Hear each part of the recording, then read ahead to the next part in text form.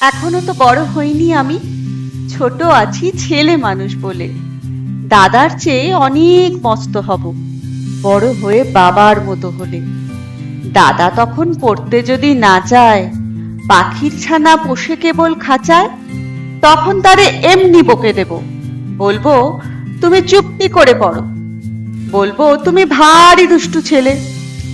যখন হব বাবার মতো বড়, তখন নিয়ে দাদার খাঁচাখানা ভালো ভালো পুষ্প পাখির ছানা। 10:30 যখন যাবে বেজে, নাবার জন্য করব না তো তারা, ছাতা একটা ঘাড়ে করে নিয়ে চটি পায়ে বেরিয়ে আসবো পাড়া। গুরু মশাই দাওয়া এলে পরে চৌকি এনে দিতে বলবো ঘরে।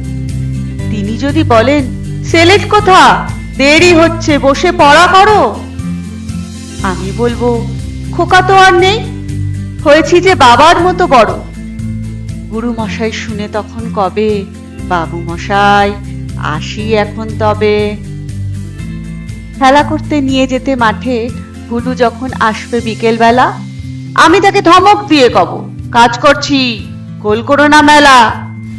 রথের দিনে খুব যদি ভিড় হয়, একলা যাব, করব না তো ভয়। মামা যদি বলেন ছুটে এসে, হারিয়ে যাবে আমার কোলে চড়ো, বলবো আমি দেখছো নাকি মামা, হয়েছি যে বাবার মতো বড়। দেখে দেখে মামা বলবে তাই তো, খোকা আমার সে খোকা আর নাই তো। আমি যেদিন প্রথম বড় হব, মা সেদিনে গঙ্গা স্নানের পরে আসবে যখন খিড়কি দুয়ার দিয়ে, ভাববে কেন গোল শুনিনে ঘরে।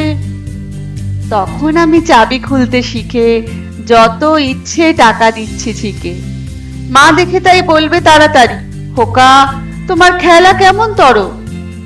আমি বলবো মা এনে দিচ্ছি আমি, হয়েছি যে বাবার মতো বড়।